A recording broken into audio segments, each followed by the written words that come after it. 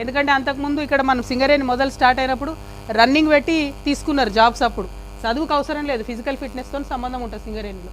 అవన్నీ కూడా పక్కకు పెట్టి కేవలం డబ్బులు దండుకోవడానికి ఈ ప్రభుత్వం చేస్తుంది. అలియాస్ పేర్ల సమస్య కూడా తీర్చాలి. డిస్మిస్ కార్మికులకు సంబంధించి వారికి వన్ టైం సెటిల్మెంట్ కింద మళ్ళొకసారి జాబ్ ఇచ్చి అవకాశం ఇవ్వండి. ఈసారి కండిషన్స్ లిబరల్గా పెట్టండి. వారిని అందరినీ కూడా జాబ్లోకి తీసుకోవాలని నేను డిమాండ్ చేస్తూ ఉన్నాను. అంతేకాదు ఇక్కడ కొత్తగూడెంలో సాంబశివరావు గారు ఉన్నారు, ఎమ్మెల్యే గారు. ఆయన అధికారం పంచుకుంటాడు, కానీ కార్మికులకు మెడికల్ బోర్డు పెట్టకుండా అన్యాయం జరిగితే మాట్లాడరు. కార్మికులకు ఏదైతే వాగ్దానం చేసిండ్రో సొంత ఇంటి కళ, దాని గురించి ఒక్క అడుగు ముందుకు పడపోయినా సాంబశివరావు గారు మాట్లాడరు. 25 లేబర్ కోడ్లు దేశవ్యాప్తంగా కుదించి 4 లేబర్ కోడ్లు చేసిన సాంబశివరావు గారు మాట్లాడరు. కానీ ఎర్ర జెండా వేసుకుంటారు, కాంగ్రెస్ పార్టీతో అలైబలై చేసుకుంటారు. ఎర్ర జెండా అంటేనే విప్లవాల జెండా, ఎర్ర జెండా అంటేనే కార్మికుల పక్షాన నిలబడాల్సినటువంటి జెండా. కానీ ఆ జెండాను పక్కకు పెట్టి వారి సొంత ఎజెండా కోసం ఇవాళ సాంబశివరావు గారు పనిచేయడంతో కార్మికులకు అన్యాయం జరుగుతూ ఉంది. నేను ఎమ్మెల్యే గారిని డిమాండ్ చేస్తూ ఉన్నాను, మీరు అధికారం పంచుకుంటూ ఉన్నారు, ఇవాళ లేబర్ చట్టాలను మేము ఇంప్లిమెంట్ చేయము అని చెప్పి అసెంబ్లీలో మీరు తీర్మానం చేయించండి, రెజల్యూషన్ పాస్ చేయించి కేంద్ర ప్రభుత్వానికి పంపించండి. అప్పుడే మీకు చిత్తశుద్ధి ఉందని చెప్పి మేము నమ్ముతాం తప్పితే లేకపోతే ఇంకోటి కాదు. ఇంకొక మాట చెప్పాలా, మరి రేపు ఉమ్మడి ఖమ్మం జిల్లాకు ముఖ్యమంత్రి గారు రాబోతూ ఉన్నారు. రైతుకు సభ పెడుతున్నాడు ఆయన. రైతులకు సభ పెట్టి రేపు ఒక 60,000 మందికి రైతు బంధులు వేస్తారంట. జనాలేమో ప్రజలేమో వాళ్ళకు ఒకటేసారి ఓట్లు వేసిరు, కానీ వీళ్ళేమో ఇన్స్టాల్మెంట్లలో రైతు బంధులు వేస్తారు, ఇన్స్టాల్మెంట్లలో పెన్షన్లు వేస్తారు. అది కూడా ఏంది 30 నెలల్లో 3 సార్లు ఎగబెట్టిరు. ఒకసారి సగం వేసిరు 2 ఎకరాల కాడికే, 2 సార్లు మాత్రం పూర్తిగా వేసిండ్రు. అంతేకాదు ఇంకో పక్క యూరియా, దాన్నైతే మరీ ఘోరం. మొన్నటిదాకా యాప్ పెట్టిరు. ఆ యాప్ వద్దు మహాప్రభు అని మేమందరం మొత్తుకుంటే ఇప్పుడు యాప్ తీసేసి మీ సేవా కేంద్రంలో పెడతాడట. అంటే రైతు ఎద్దిడవాలి, వ్యవసాయం ఇడవాలి, నాగలు ఇడవాలి, అన్ని ఇడిచిపెట్టి ఆయన పోయి మీ సేవా కేంద్రంలో లైన్ కట్టి కూర్చోవాలి, ఆడికి పోయి యూరియా తెచ్చుకోవాలి. ఎందుకోసం ఇవి ఎక్కడ లేని వింత పోకడలు, లేని ఎక్స్పెరిమెంట్లన్నీ రైతులతో ఎందుకు చేయాలి ముఖ్యమంత్రి గారు? పైగా ముఖ్యమంత్రి గారు ఇక నాకంటే మించిన రైతు బాంధవుడు లేదన్నట్టు ఆయన మాట్లాడుతూ ఉన్నాడు. బోనస్ ఇస్తామని చెప్పారు కదా అన్ని పంటలకు, ఒక్కసారి తప్పితే ఎవరికి బోనస్ ఇవ్వలేదు. ఇప్పుడేమో మేము చెప్పిన 7 రకాల వడ్లేస్తేనే బోనస్ ఇస్తామని చెప్పి మళ్ళా బోగస్ మాటలు మాట్లాడుతూ ఉన్నారు. ఇవన్నీ పక్కకు పెట్టి రేపంట లక్షలాది మందితో కలిసి డిప్యూటీ సీఎం గారు ఖమ్మంలో సభ పెడతా ఉన్నారట. నేను కొత్తగూడెం ప్రజల తరఫున, కొత్తగూడెం జిల్లా ప్రజల తరఫున ఒకటే ప్రశ్న వేస్తూ ఉన్నా. ఖమ్మం నుంచి 3 మంత్రులు ఉన్నారు. సరే ఉమ్మడి ఖమ్మం అన్న ఈ ప్రాంతం మీద కూడా వారికి ప్రేమ ఉండాలి. అన్ని ప్రాజెక్టుల హెడ్ వర్క్స్ ఏమో కొత్తగూడెం జిల్లాలో ఉన్నాయి, నీళ్ళన్నీ ఖమ్మానికి పోతున్నాయి.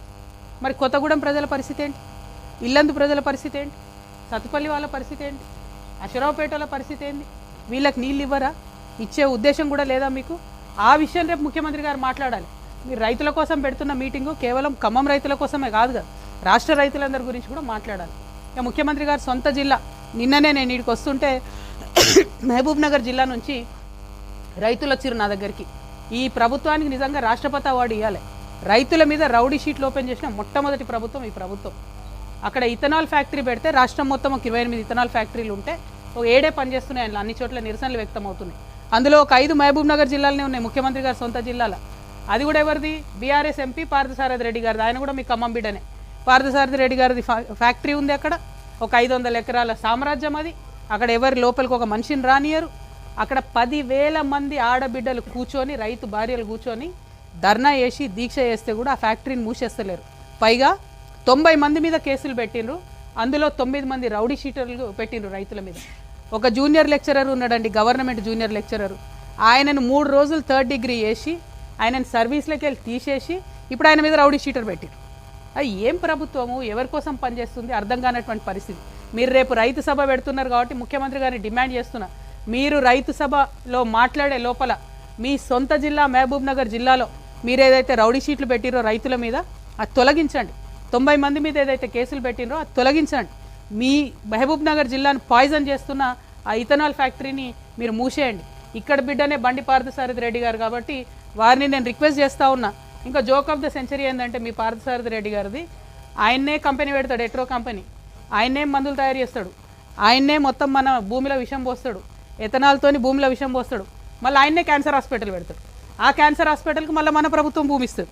ఆనాడు బీఆర్ఎస్ భూమి ఇచ్చింది, ఇప్పుడు కాంగ్రెస్ ఇంకొంచెం దానికి వెసులుబాటు చేసి మళ్ళీ భూమి ఇచ్చింది. అంటే రోగం వాళ్ళే ఇస్తారు, క్యాన్సర్ హాస్పిటల్ కూడా మనమే పోయి ట్రీట్మెంట్ చేసుకోవాలి. ఎందుకు ఈ మాట చెప్తా ఉన్నా అంటే ఒక బాధ్యత గల ప్రజాప్రతినిధులుగా ఉన్నటువంటి ఎంపీ గారైనా, బాధ్యత గల స్థానంలో ఉన్నటువంటి ముఖ్యమంత్రి గారైనా రైతు రైతు రైతు అని మాటలు చెప్పడం కాదు, నిజంగా రైతుకి ఏది మంచిదో అది చేయండి దయచేసి. రైతులు మొత్తుకుంటుంటే కూడా పచ్చటి పొలాలలో ఇథనాల్ ఫ్యాక్టరీలు పెట్టడం కరెక్ట్ కాదు. మేము పోయి గద్వాల్లో ఉద్యమం చేసినాం, చేస్తే పెద్ద దన్వాడ దగ్గర ఫ్యాక్టరీ అక్కడ నుంచి తరలించే పరిస్థితి తీసుకొని వచ్చినాం, పోయి అక్కడే కూర్చున్నాం బంద్ చేసేంత వరకు. మరి ఇక్కడేమో ఉద్యమాలు చేస్తే రౌడీ షీట్లు పెట్టి వాళ్ళని ఇబ్బంది పెడుతున్నారు. ఆ రైతులందరి పట్ల చిత్తనూరు ఇథనాల్ ఫ్యాక్టరీ అంటారు దాన్ని, ఆ రైతులందరి పక్షాన కూడా తెలంగాణ రక్షణ సమితి అండగా నిలబడి ఉంటుందని చెప్పి మీకు తెలియజేస్తా ఉన్నా. ఇంకొక మాట, ముఖ్యమంత్రి గారు ఇక రైతులు యూరియా వస్తలేరు అన్నది మర్చిపోవాలి, బోనస్ ఇస్తలేరు అన్నది మర్చిపోవాలి, అప్పుడో ఇప్పుడో రైతు బంద్ వేస్తున్నారన్న విషయం మర్చిపోవాలి. కాబట్టి కాళేశ్వరం ఇష్యూ తీసుకొచ్చి ముంగట పెట్టి దాన్ని డైవర్ట్ చేసే ప్రయత్నం చేసిరు. నిన్న పెద్ద ఎత్తున పవర్ పాయింట్ ప్రజెంటేషన్ ఇచ్చారు నిన్ననో మొన్ననో ముఖ్యమంత్రి గారు, కాళేశ్వరం ఇట్లయింది అట్లయింది అట్లయిందని.